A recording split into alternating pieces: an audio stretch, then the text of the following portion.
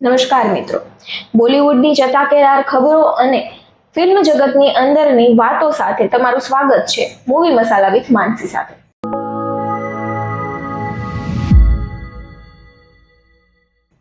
આજે આપણે વાત કરવા જઈ રહ્યા છીએ બોલિવૂડની કડવી વાસ્તવિકતાની કે જે આપણા સમાજ દંભી માનસિકતાને દર્શાવે છે.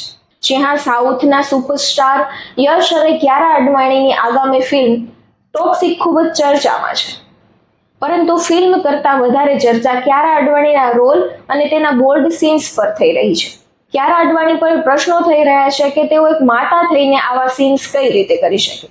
પરંતુ સવાલ એ થાય છે કે આ પ્રશ્ન ખાલી એક ફિલ્મની હિરોઈનને જ કેમ કરવામાં આવે છે, ફિલ્મના હીરો યશને કેમ નહીં?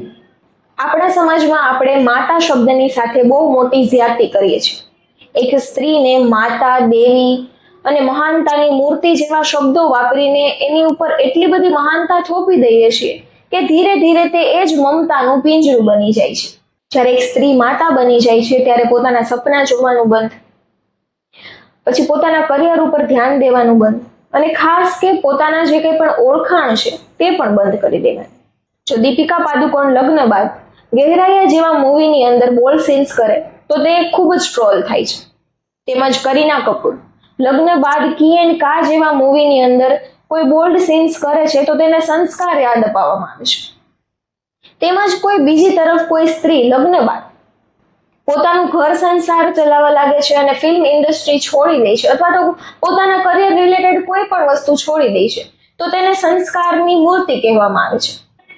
તો આ બધી કસોટી એક સ્ત્રીને જ કેમ ટ્રોલ કરવામાં આવે છે? અને હવે સિક્કાની બીજી બાજુ જોવો તો ફિલ્મ ટોક્સિકના જે હીરો છે યશ, તે પોતે પણ 2 બાળકોના પિતા છે. પરંતુ કોઈ ટ્રોલરે તેમને મેસેજ કરીને કે તેમને કમેન્ટ કરીને પૂછ્યું છે કે તમે 2 બાળકોના પિતા થઈને આવા બોલ્ડ સીન્સ કેમ કરો છો? કોઈ એમને પૂછ્યું છે? નથી પૂછ્યું.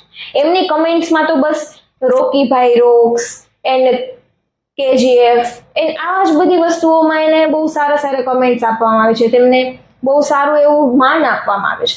અને બીજી બાજુ કિયારા અડવાણીને આપણે વાંચી પણ ન શકીએ તેવી કમેન્ટ્સ કરવામાં આવે છે.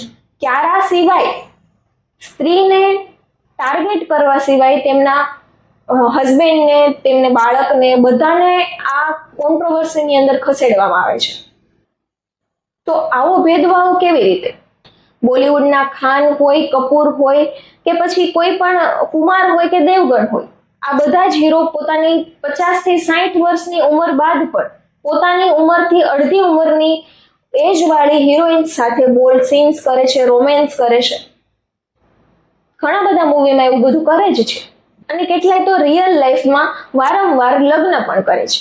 પરંતુ કોઈ ટ્રોલર તેમને નથી પૂછતું કે તમે રિટાયરમેન્ટ ક્યારે લ્યો છો.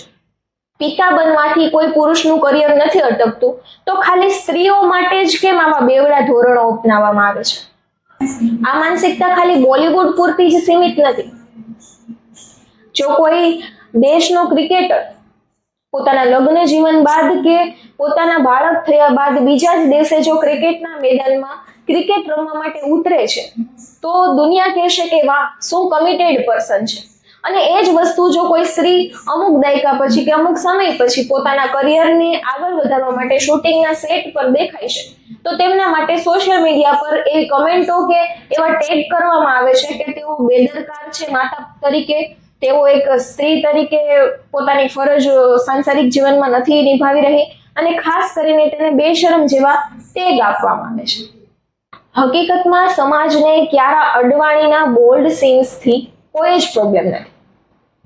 પ્રોબ્લેમ છે કે તેઓ એક સ્ત્રી છે, એ પણ મેરિડ સ્ત્રી છે અને ખાસ કરીને તેઓ એક માતા બનીને પોતાના કરિયર તરફ આગળ વધવા માંગે છે. અને આ આખી ચર્ચામાં સૌથી મોટી અને આશ્ચર્યજનક વાત તો એ છે કે આ જે ફિલ્મ છે ટોક્સિક, તેની ડાયરેક્ટર પોતે એક સ્ત્રી છે, ગીતુ મોહનદાસ, કે જેમણે આ આખી વાર્તાને કલ્પી છે અને તેને શૂટ પણ કરી છે. એક સ્ત્રીને કે જે લગ્ન અને બાળક પછી પણ એક પ્રોફેશનલ આર્ટિસ્ટ તરીકે આગળ વધી રહી છે, કે પછી એ પુરુષ પ્રધાન માનસિકતાને કે જેઓ પુરુષોના કોઈ પણ ગુનાને માફ કરી દે છે અને સ્ત્રીઓના સપના પર સવાલ ઉઠાવે છે. કમેન્ટ બોક્સમાં તમારી રાય જરૂર જણાવજો.